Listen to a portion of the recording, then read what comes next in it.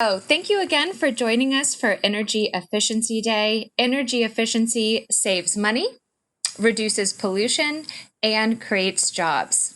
My name is Jennifer Johnston, and I'm an Energy Program Specialist here at the Department of Energy and Environment, and I have the pleasure of facilitating the presentation today. According to the American Council for an Energy Efficient Economy, the energy efficiency sector employs 2.25 million people in the U.S. today, which is more than the number of people who work in the coal, oil, and gas industries combined. Energy efficiency is a priority for the district, and the mayor has proclaimed today, October 7th, as DC Energy Efficiency Day. And as you can see here, we have her proclamation. We have a great presentation and panel with us here today. I'll kick off the presentation with an overview of Department of Energy and Environment's utility assistance programs. Then we'll hear from Katya Botwinick on our Solar for All program. Next up, we'll hear from Chris Randolph from the Public Service Commission. Then we'll hear from Denise Blackson with the Office of the People's Council, who will be sharing some energy efficient practices that we can all incorporate in our household. And of course, last but not least, we'll be hearing from Ben Burdick from DC Sustainable Energy Utility, who will highlight some programs at DCSEU as well as available rebates. So we're going to be sharing a lot of information with you today. So if at any point you have questions or comments, please utilize the Q&A as well as the chat feature. After we're done going through everyone's presentation, we will have time at the end to go through questions and comments. And if for the sake of time, if we don't have the availability to address everyone's questions here on the presentation today, we will and can follow up with you via email individually. I wanted to take this time to highlight the hashtag Here to Help DC campaign, which is a partnership and initiative between DOEE, the Public Service Commission, the Office of the People's Council, and the DC Sustainable Energy Utility. This is a public awareness campaign to inform residents and businesses about energy and money-saving initiatives that will help minimize the negative impacts of the COVID-19 pandemic. So please be sure to follow the hashtag HereToHelpDC to find more information. So first up is LIHEAP. DOEE assess income-eligible district households with heating and cooling energy costs through the Low-Income Home Energy Assistance Program. Eligible households may receive energy bill assistance between $250 and $1,800 as a one-time regular energy assistance benefit. This benefit is based on household size, total household income, heating source, and type of dwelling. During a fiscal year, you can receive one regular LIHEAP benefit and another emergency benefit. Since utilities are not cutting off services at this time, you may be eligible to receive an emergency benefit if your bill is up to $250. So if you qualify for the emergency benefit, we'll either match the cost of your bill or with a maximum of $600. I also wanted to note that while you're applying for LIHEAP, our team will get you signed up for the utility discount program. So LIHEAP is that one-time benefit, and the utility discount program is the discount on a monthly basis to help reduce that energy burden. So right now our energy offices, our energy sites are closed due to the pandemic. However, please feel free to apply online, or if you'd like to speak to an energy assistance processor or team member, please feel free to call 311.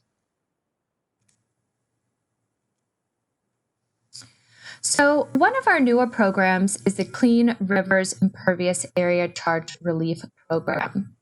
In an effort to clean up the Anacostia, DC Water has placed an additional charge on all households that have impervious surfaces on their property, such as a driveway, walkway, or any cement on the property. The amount of financial relief you receive is dependent on your household income.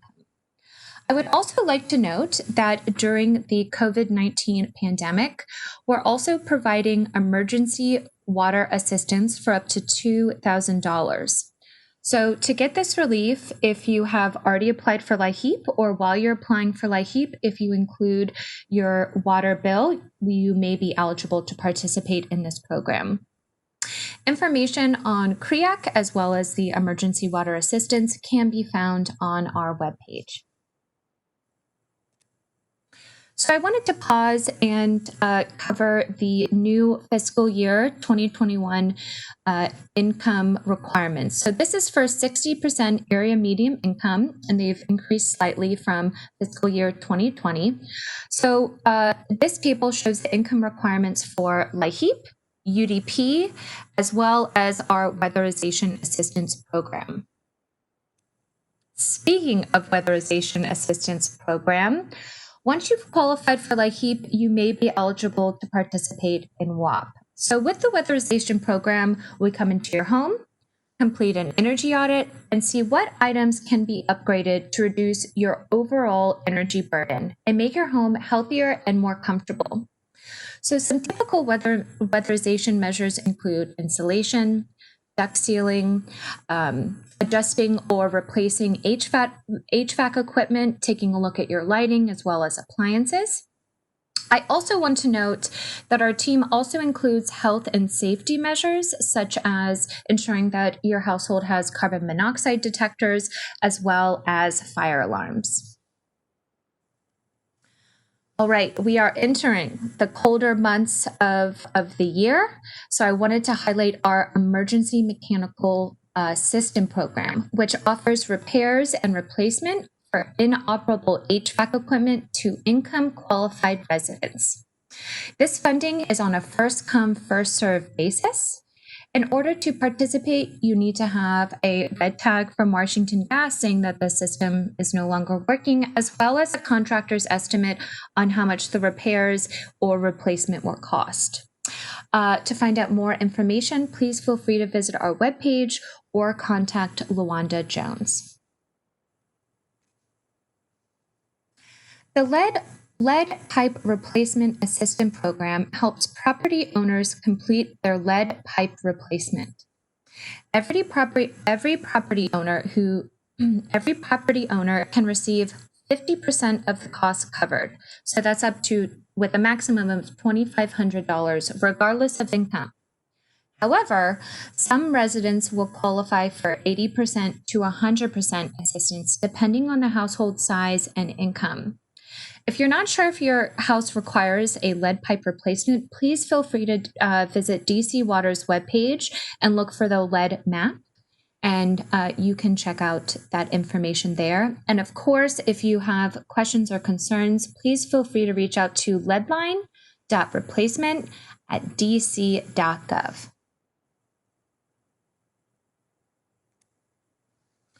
So before I hand over the mic to Katya, I wanted to highlight one of our newer programs, the Lead Reduction Program. So for eligible households, once you apply for the program, and if you're accepted into the program, the team will enter your home, complete a lead inspection and risk assessment. After the assessment, if lead-based hazards are identified in your home, the team will put together a scope of work and work with a contractor to address those items inside your home.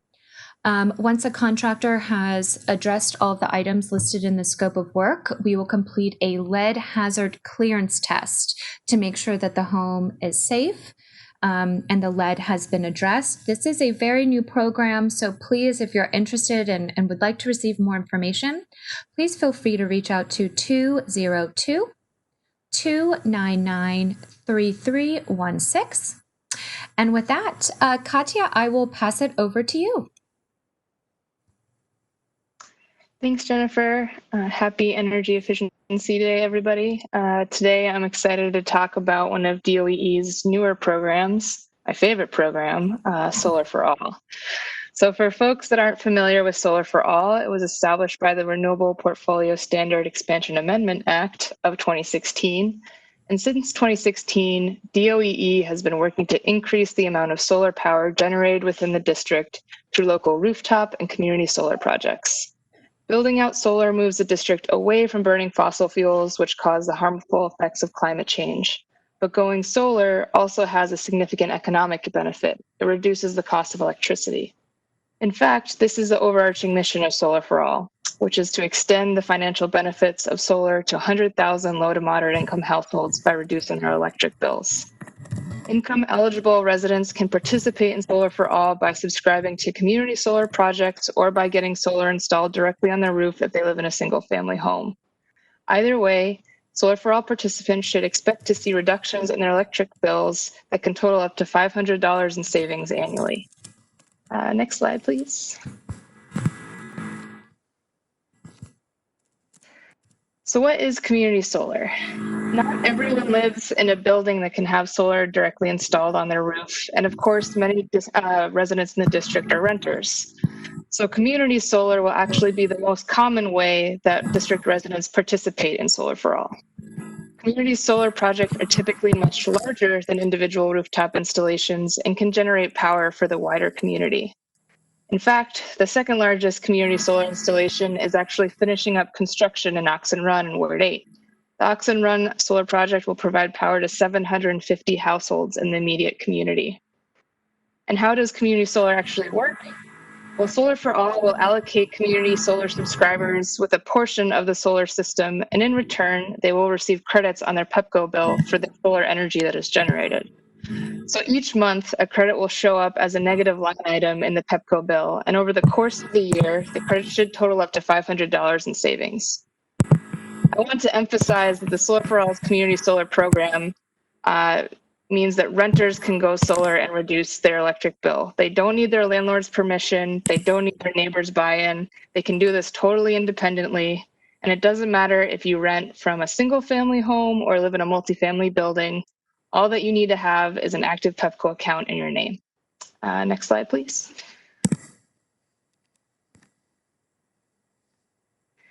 So we've tried to make the application process for Solar for All as easy as possible. There are only 3 criteria to qualify for Solar for All. You must be a district resident, you must pay an electric bill, and your household income must be below the income limit.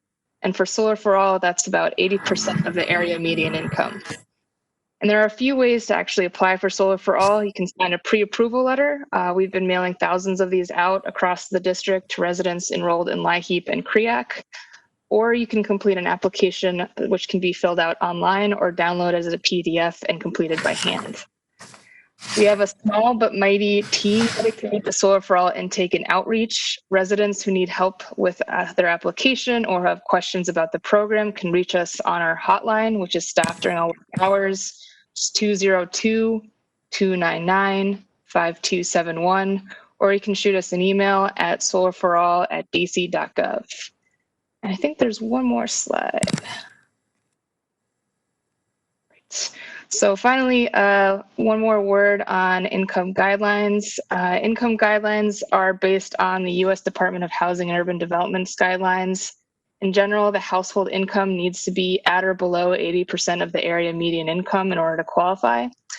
This threshold, it's important to note that this threshold is a bit higher than DOE's other assistance programs, which are typically capped at 60% of the area median income.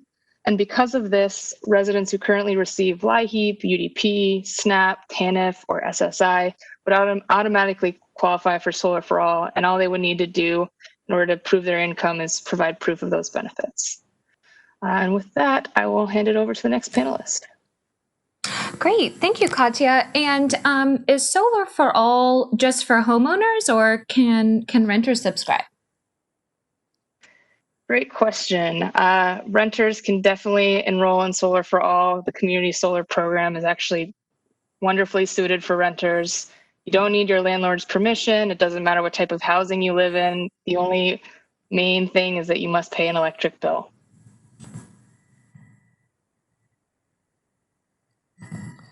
Great. Thank you, Katya. And next up, we have our reduce energy use, where Lolita Perry will be presenting. Lolita, over to you.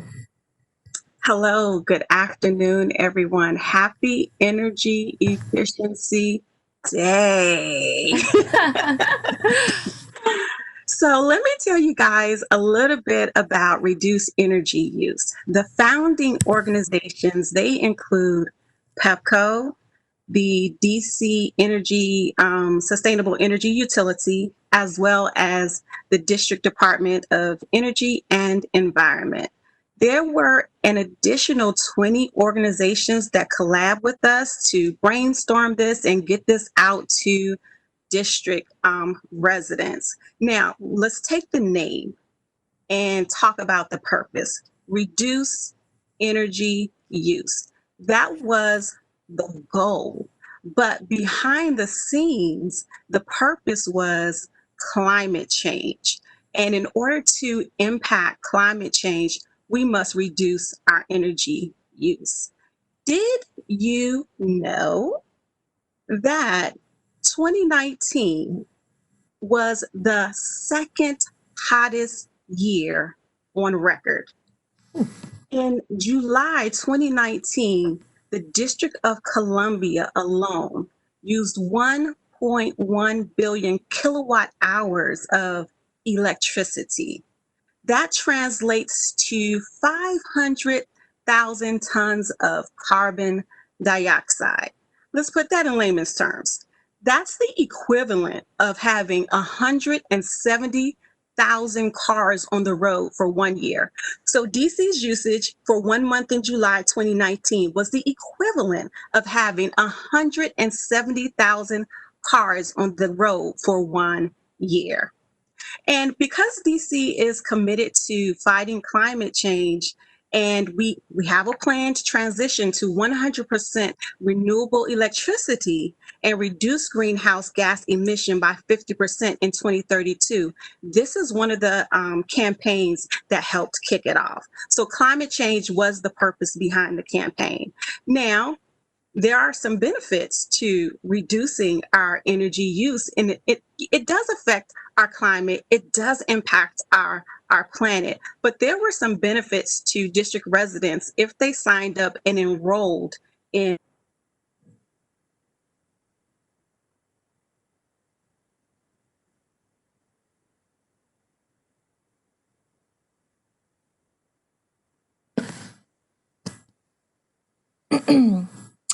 Okay, I think we may have lost Lolita. on how to use your dishwasher, how to use your thermostat, what to do with your water, how to use and what light bulbs to use. And those, in effect, were designed to help change behavior in how we use electricity and save Hey, Lolita. on our power. There were even specific to our citizens on how to stay cool out the summer months. It was an amazing campaign. Yeah. Sorry, Lolita. Do you want to? We're receiving a little bit of lag time. I'm thinking maybe if you turn off. Can you hear me? I'm thinking if you maybe turn off your camera, it might help.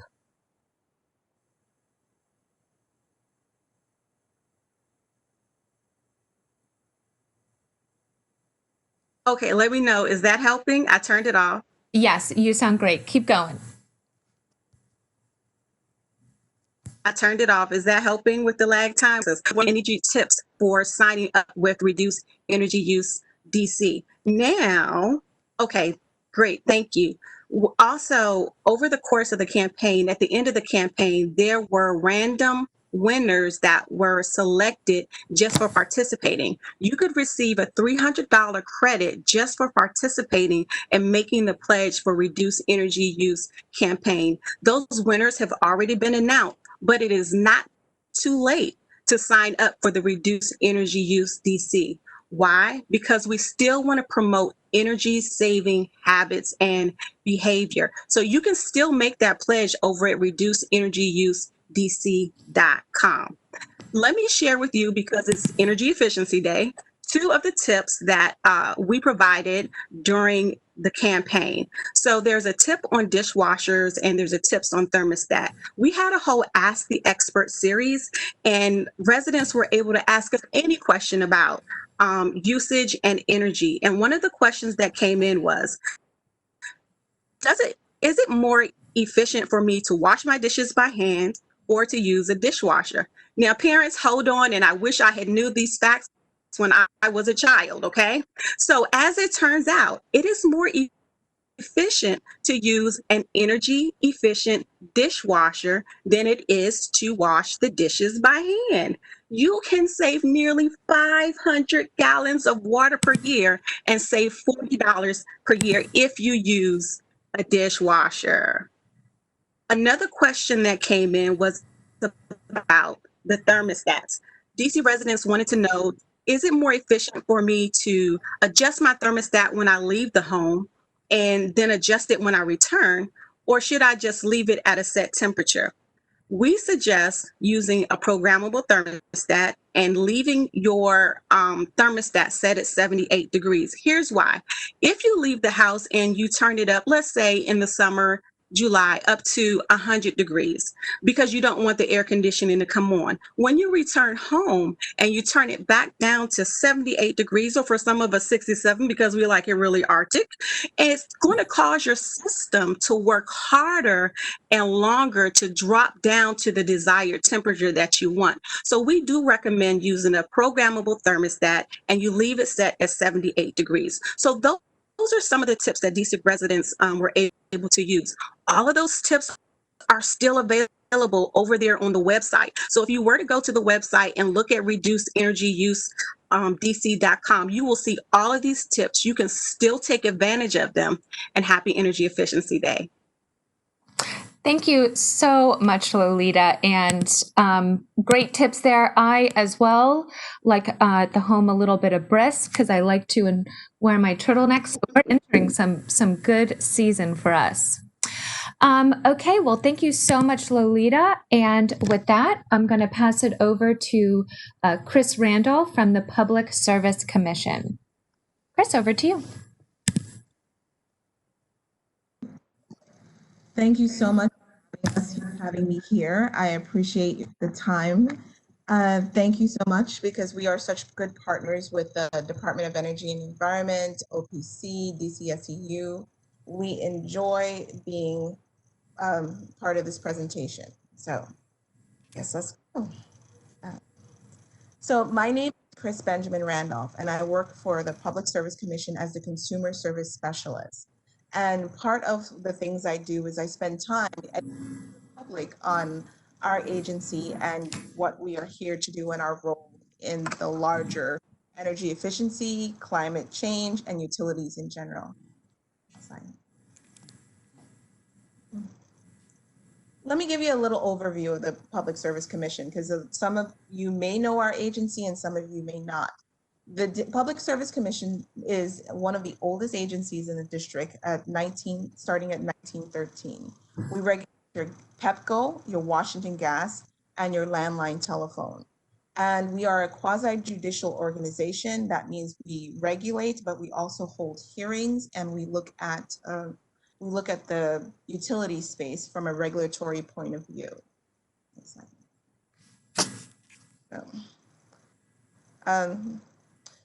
And these beautiful gentlemen, Chairman Phillips and Commissioner Richard Beverly, and soon to be a third person, are the 3-member commission that oversees the Public Service Commission and the 80-something employees that work in the district. Next slide. So I want to talk to you about climate change and our role altogether, because we have a big, I would like to say authority, but we work closely with a lot of agencies in this authority. We have purview over the grid, and what's the grid is the electricity system that brings energy to you. So as you know, the district passed a law that says that we will be 100% of renewable energy by 2032 and reduce greenhouse gases by 50% below 2006 levels by 2032. And a lot of that mission is part of what we're here to talk about today, but it's part of what the Public Service Commission's has mandates. If you have ever worked with us, you know that we have a big proceeding called Power Pack DC. And Power Pack DC does a lot of important things. And in fact, one of the charges here is to look at how we can promote energy efficiency between multi-unit dwellings and overall throughout the city. But we have these 4 big initiatives. So Power Pack DC proceedings have the Power Pack DC Pilot Project Governance Board program. And we have a call for concept papers on how the future of the grid should look like. And a lot of us have ideas on what the future, what a climate-friendly DC will look like, but we haven't been part of the process. We are inviting you to be part of the process. We are inviting you to be part of our working groups and to see if you are interested in saying that this is how the future of DC should look like. So we have that. I'm going to put our information in the chat. So if you want to submit concept papers, you can do so. We have an SOS mandate, SOS PPA of 5% of PEPCO's default supply will come from renewable sources by 2024. And just recently, we put out a call for an RFP to conduct studies on distributed energy sources in the district. These are key programs along with some of the existing programs on renewable energy, multifamily dwellings, energy efficiency. This is how we are part of the climate change conversation. This is how we are part of the energy efficiency conversation. Next slide. These are the big key issues. So as 2 big things that are making the news regarding our agency. The first one is 771. It's down there in the thing. Everyone wants to talk about the area code, but there is some conversations regarding the upcoming PEPCO case, which last week we had a huge hearing with over 120 participants. And on October 20th, WGL will have its upcoming hearing. But we also do things regarding quality of service. We have a very good, robust team of engineers, lawyers, customer service folks, and we are interested in different ways of looking at energy, but we also look at the quality of the energy that you get, the safety of how it works. So we monitor the gas line pipeline safety, we look at how the grid is planned, and we look at the overall system of how utilities work in a district. As is stated by the other panelists, that right now we are in a disconnection moratorium. There will be no disconnections or late charges till the end of the year and a little bit after, till this January 15th. And that was part of the conversations that we have as a whole across the city in order to make sure that we are looking and monitoring the situation and making sure that people are well served in the district by their utility. One of the big things that we also do is we are here as a customer service team, and we have been monitoring utility scams, scams that come up from not just your service provided, but in solar and those people who knock on your doors pretending to be who they aren't. You can call our offices and follow up with a complaint. Next slide. So as mentioned, we have been working to serve the district during this health emergency. And not only that, we have ensured that there is no disconnections. If you were disconnected or you know someone who has been disconnected, you can get reconnected during this time. And we are monitoring the situation and seeing how, obviously we all believe that we would hopefully be back to our normal lives. But as this continues to go on, if it goes on, we are here. The Public Service Commission, as your regulatory agency, is looking at how we can best serve our community. Next slide. So I talk about our customer service, and I don't emphasize this enough, because people look at this as just calling. And by the way, we have been here and answering phones in lifetime since this COVID emergency has happened. But two different policies came about because we were monitoring the calls, paying attention to what was coming in, listening to our consumers. We have a new senior rate, which I will mention when we talk about the utility discount program, because seniors were continuously telling us that what we had as an offering was not meeting their needs. We have the arrearage management program, which was part of our rate cases, because people were saying that we needed new options. When we answer the phone, we provide different services, we listen to your complaints, and we do so in order to provide a benefit. We also do so to kind of monitor and listen and play our role as the regulatory agency. Next slide. Now, as part of these agencies, and I cannot be more grateful that I'm here today, the Public Service Commission, OPC, Department of Energy, DC Sustainable Energy Utility, we are all here making sure that we have good communication across agencies, adjusting our services, adjusting our programs, making sure that we're providing the assistance in real time to our community. Next slide. So Weatherization Day, my favorite. For the last 4 years, as part of this continuing conversation with the Public Service Commission, the community, Department of Energy and Environment, OPC, we've presented Weatherization Day. It was a big winter ready DC, making sure that we get DC residents ready to tackle those utility bills. We know, because we see the data coming in from the utilities, that weather affects all in the District of Columbia, but for those who cannot afford it, it affects them bigger. They're typically more likely to live in inefficient homes. People who are struggling to pay other bills struggle further to pay their utility bills. So we looked at this and said, how can we approach this from both a cost issue, but a behavior issue, and help people on a two-pronged way of tackling weatherization? And we started Winter Ready DC, a campaign to give people not just the resources and the tools, but also the education on how to reduce their utility bills. And it has been a large success, and we are going to continue it this year, even though in a virtual space it's going to look different. And we have 1,000 kits to give away in this upcoming campaign.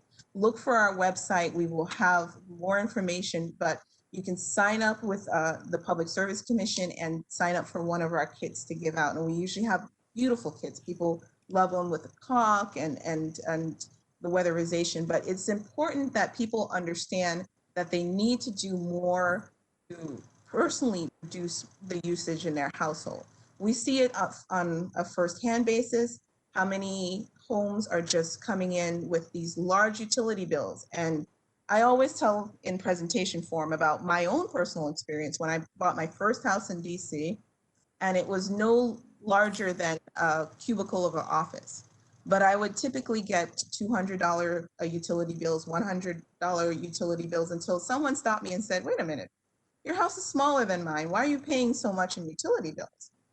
And I stopped, took note, went to Home Depot at the time and put the windows up, fixed the door stopper. And from the time I left that place, it was less than $40.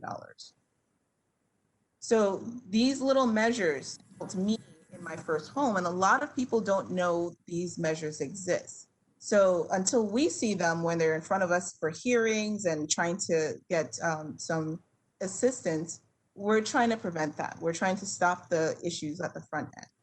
Next slide. So as Jennifer and Katya and Lolita have all mentioned these great utility discounts programs, but there's one I would like to highlight.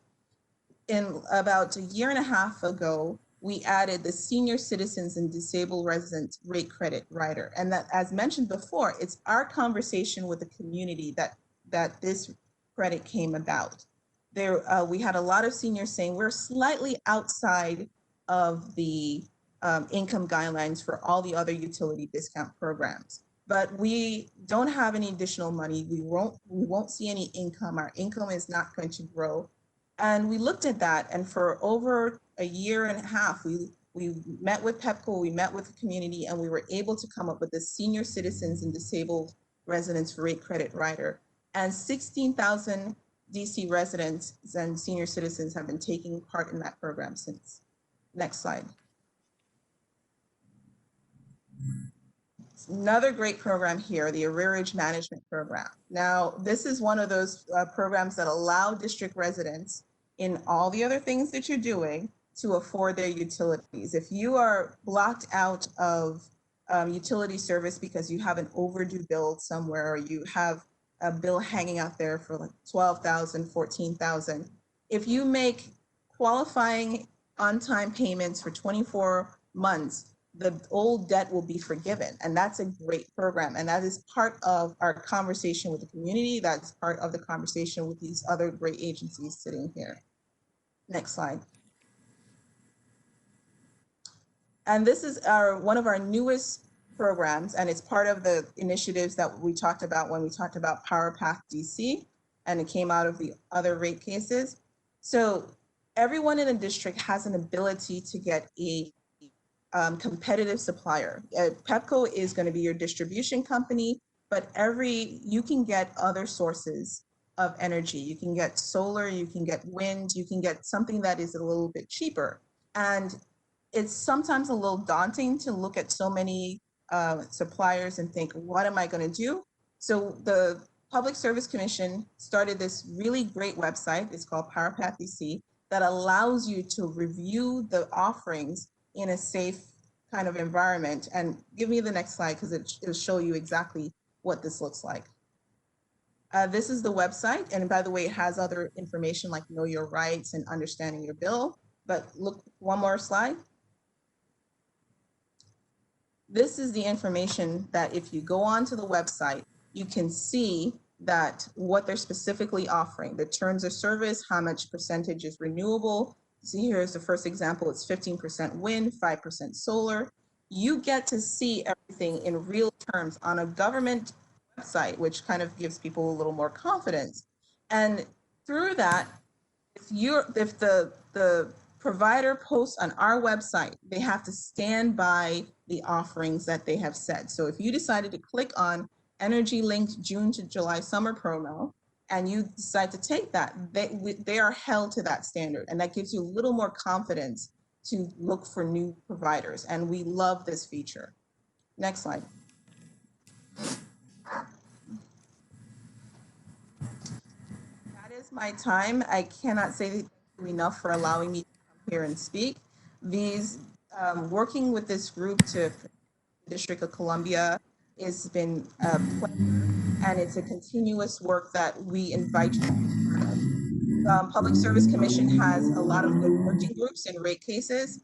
So if you are interested in participating in one of them, this is my phone number and email here. Please wear your mask. Thank you. Great. Thank you so much, Chris. And our next speaker is Denise Blackson from the Office of the People's Council. Denise, I'll pass it over to you.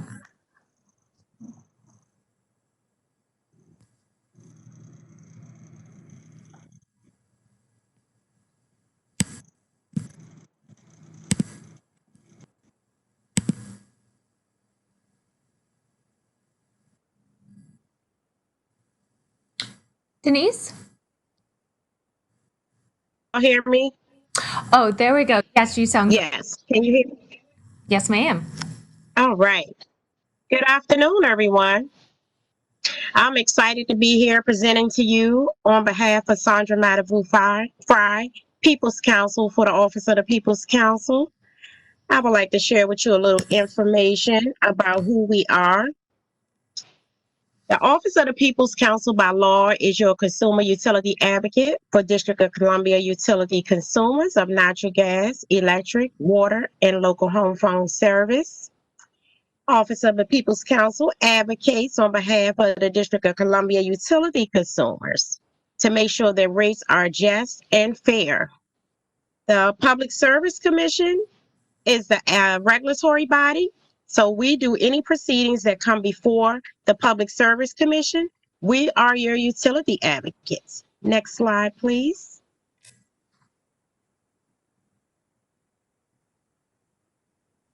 Office of the People's Counsel can help with disconnections, service complaints, third-party supplies, utility bill disputes, payment arrangements, energy efficiency, consumer education, and solar energy resources. The Office of the People's Counsel can handle any complaints that you cannot handle with your local utility company.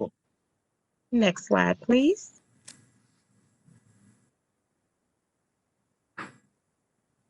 I am here today to share with you a few energy efficiency tips. And one tip I would suggest is getting a home energy audit. Now, a home energy audit is when a professional auditor comes to your home, brings a door that looks like a red entry door. I have one photographed here on the screen.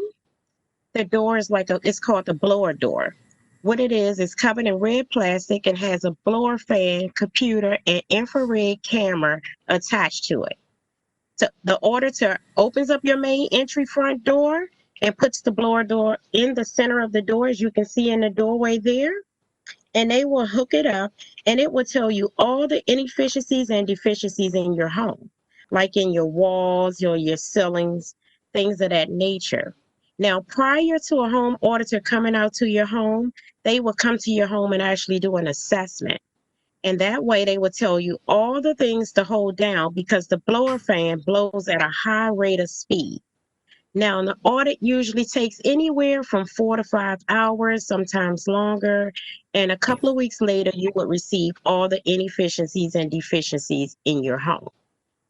A few years ago, there used to be a rebate you can get from DCSEU to get a discount on a home energy audit, but I believe that program is no longer in place.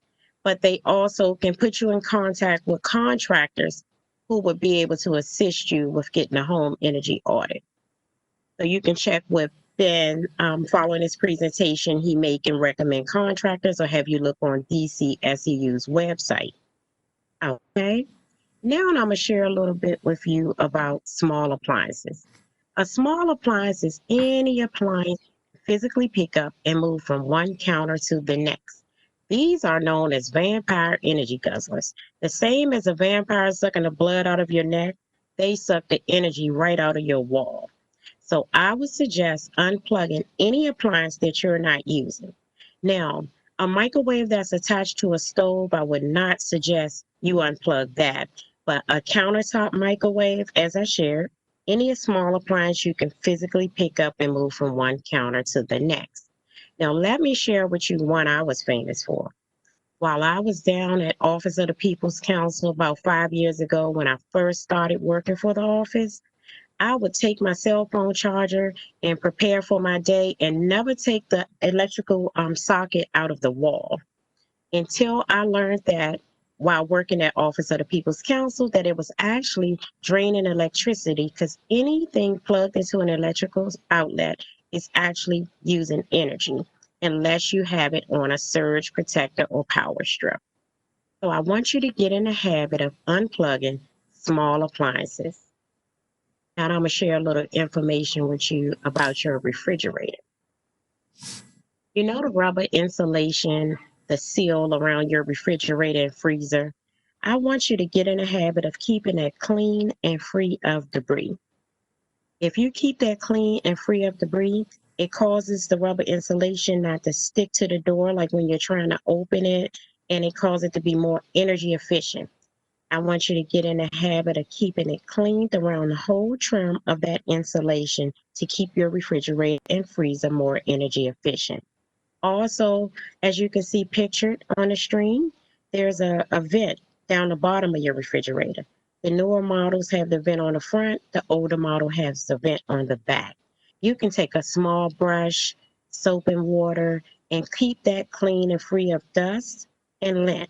Now, I can't recommend how often you do it because it goes according to your refrigerator and the amount of dust that accumulates in your home. But I would suggest every 2 or 3 days, you can keep that cleaned off. Every week, depending on how you clean your refrigerator, that would help you determine how often you should keep that clean. Also, in the interim, in the later part of the months when our refrigerator is not as full, I would suggest you fill your refrigerator with empty water bottles, gallon milk jugs, containers, anything to fill condensed space when your refrigerator is less empty and not as full, because that helps maintain your refrigerator's energy efficiency and causes the motor not to work so hard because it's trying to keep something cold that's not there. So I just suggest filling up empty water bottles, any type of containers, and plus you have some cold water to drink. So that's a good way to fill that condensed space in your refrigerator. Any questions about the refrigerator so far? No? Okay. Also, I wanted to share with you about when brushing your teeth, I want you to get in the habit of turning the water off and not leaving the water running when you're brushing your teeth. And who knows the proper cycle to wash your clothes in? I know some people believe they may be a little seasoned like me and believe when you're washing white clothes that the water has to be hot. And I know our grandmother and parents always used the hot water when washing clothes. But right now, today, washing machines are a little more energy efficient. So anytime you're washing, you can use the cold cycle, unless a medical doctor says that you have to wash your machine and wash this person's clothes in hot water. Otherwise, it's the detergent that's actually getting your clothes clean. It is not the temperature of the water. So be sure to read the back of the detergent bottles to see which one works for your household. Thank you. That concludes my energy efficiency tips for today, and I'm ready to take any questions you may have. You can reach any of the OPC staff at the website on the screen, www.opc-dc.gov, or follow us on Facebook at DC People's Council or Twitter at DCOPC. Now, I specialize in energy efficiency, and I do OPC's hands-on energy efficiency workshop. And that workshop is called Keeping It Simple and Practical. And I can be reached by cell at 202-578-3177 or by email at dblackson@opc-dc.gov. You can also join our mailing list by texting OPC to 42828. I'm sorry I did not put that on the slide, but that is another way to reach us. Thank you. Thank you so much, Shanice. And I just want to highlight in our chat, the attendees participating. Everybody said cold, and Pamela Johnson said it's the detergent that cleans your items. So shout out to Pamela there. So thank you so much, Shanice. So last, but certainly not least, we have Ben Burdick from the DC Sustainable Energy Utility. Ben, I'll pass it over to you. Thank you so much. Can you guys hear me okay? You sound great. All right, perfect. Well, thank you for having us today, the DCSU, the DC Sustainable Energy Utility. Thanks to all the other panelists for letting us join. My name is Ben Burdick. I'm the Director of Marketing Communications here at the DCSU. The DCSU, our mission here is to really help DC residents, businesses, and institutions reduce their energy use, save money, and in the process, we want to create green job opportunities and reduce carbon emissions. We have been in operation as a program of DOEE since 2011. And right now, I don't think we can talk about Energy Efficiency Day without talking about where we all are in this pandemic. And I think now is the time when energy savings is as important as ever. And frankly, climate change as well is something we all need to be paying very close attention to right now, despite the pandemic. So, you know, what we really want to do right now is help DC residents be able to manage their energy bills now and emerge from this pandemic with lower energy costs that will save them money for years to come. Jennifer, you can do the next slide, please. So what are we doing to help DC residents during the pandemic and in general to reduce their energy costs? Well, for income qualified DC residents, as Kasia mentioned before and talked about the Solar for All program, we've been working with DOE to deliver solar to income qualified residents since 2012. And now, right now, we're working on the Solar for All program directly with DOE in two ways. There's two ways you can actually access Solar for All. One is if your roof is in shape, if your home is pointed in the right direction, which we would evaluate with our contractors, you can actually get solar directly on your rooftop. That's at no cost. Or you can access solar through community solar, as Katya mentioned as well. That's going to save about $500 per year, 50% of your electricity costs. So the way that we're helping on community solar is we're working with developers around the city to install these larger community solar systems where the capacity developed by those solar systems, those credits will be delivered to income qualified customers who Katya is working hard to get signed up for Solar for All community solar.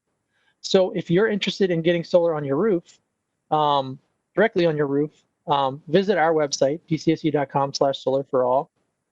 I will say that is a very popular program. There's a lot of demand for it. If you are a renter, don't think your roof would qualify, go directly to doe.dc.gov/solarforall, and you can apply working with Katya and her team. Another way we're helping income qualified residents reduce their energy costs is a free energy conservation kit for anybody who is already a recipient of LIHEAP. That kit includes 6 LED light bulbs, an advanced power strip, which will help with those vampire energy costs that Denise was talking about, and also a faucet aerator that's going to reduce how much water you're using, and will also reduce energy costs in the process because you got to heat that water up. And you can expect to save, if you install all the items in that kit, about $40 per year. So if you're a LIHEAP recipient, make sure you're signing up for that kit. You can do that directly on DOE's LIHEAP site. We have a link to a form to fill out there, or you can call us directly, which I'll give you a number at the end where you can reach us. Next slide, please. Now, as we reached kind of the middle of this pandemic, we thought, you know, not just LIHEAP recipients may not be the only ones who need some assistance right now, and an easy way to reduce their energy costs. In addition, you know, we offer discounted LED bulbs in a number of stores, local retailers around the area, as low as 99 cents a bulb. But a lot of people are not able to get out right now. So what we said was, well, let's make that energy conservation kit free for any DC resident for a little while. And that is still available while supplies last. I would definitely encourage you to go to our site. You'll see the website there, dcsu.com/home energy kits, while they're still available for free. After we run out of those, we're going to offer those for $10 that you can purchase and have them shipped directly to your house. I would also say that you know, we've offered a number of increased rebates on appliances, HVAC, smart thermostats, et cetera, during this pandemic, and that's continuing through the end of December this year. We want people, when something breaks in their house, when they're buying a new appliance, we want to make sure they replace whatever they're replacing is replaced with something that's energy efficient. So our rebates have been raised slightly to help out with that, and those rebates should help bring down the cost of those more energy efficient products. And then I would also encourage you to use some of the tips and tools we have on our site. One helpful tool is if you're replacing a bulb and you don't know which one to replace it with an LED, or even if you're still looking to buy CFLs, we have a energy efficient lighting guide that will help you decide which is the right bulb to choose, and then point you to a retailer where you can purchase that bulb at a discounted rate. And then I would also encourage you to utilize some of our seasonal energy saving tips, very similar to what Denise offered, what reduced energy use DC offers. These are all just low and no cost ways that you can reduce your energy costs in your home. Many of these are seasonal based, so we have spring and summer tips, and we have our fall and winter tips that we'll switch over to shortly as the weather's getting cold now. That is about it for me. I just want to say that, at the DCSE, we believe every day should be Energy Efficiency Day. We should always be looking to help people reduce their energy costs, reduce their carbon footprint, and hopefully in the process create some opportunity for green jobs here in the district. As everyone has said, we're part of the Here to Help DC campaign. We are here to help you. So make sure to reach out and contact us if there's anything we can do. If you want to find out about our programs, services, rebates, etc., please email us, call us at the number on the screen, and visit our social media. Thank you very much. Great. Thank you so much, Ben, and all of our other panel members. Lots of wonderful information that we've shared today. So to wrap everything up, I'm just going to go through the Q&A and chat and just make sure that if there's any outstanding items or questions that we take some time to address those. So one of the earlier questions that we got during Katya's presentation on Solar for All was, is there any solar program for commercial or industrial property? Katya, I'll pass it over to you to just kind of summarize the focus of Solar for All, and then we can also offer maybe some suggestions if they're interested in commercial or industrial properties. Sure thing. The Solar for All program isn't currently built to help commercial or industrial customers at this time. It's almost purely residential. In terms of other incentives, DC doesn't have any specific solar incentives at this time either. There is the PACE program that can help with investments in clean energy and energy efficiency. You can check that out on our website. But at this time, I'm pretty sure that's kind of it for solar. Yes, but as Katya mentioned, we do have the PACE program and also the DC Green Bank, which is a fantastic resource, particularly for those solar bridge loans. So I'll enter the webpage information for the DC Green Bank. So if you're interested, you can view their webpage. And then Denise, one of the last questions that we got from one of the attendees was, is OPC doing virtual workshops? I'm unmuted. Okay. Yeah, we can hear you. Yes, we are. Yes, OPC is doing virtual workshops, and I've shared our information that you can contact us if you would like for us to do a presentation. Okay, super. I can put that information in the chat as well. That would be great. And our next question is for you, Ben. So, if someone has received an energy kit in the past, can they apply for this one and receive one this year? So typically it's one per household per year. So I would encourage you to give us a call or shoot us an email. We can check and see when the last time, if you have received one in the past, we can check and see when the last time you received a kit was and see if you're eligible to receive one for this year. Okay, great. Thank you. Thanks, Ben. And one of the questions was, will we get this PowerPoint or material sent to us? And we're certainly happy to share our material. So if you either reach out to myself or one of the other panel members, we would absolutely be happy to send up a PowerPoint.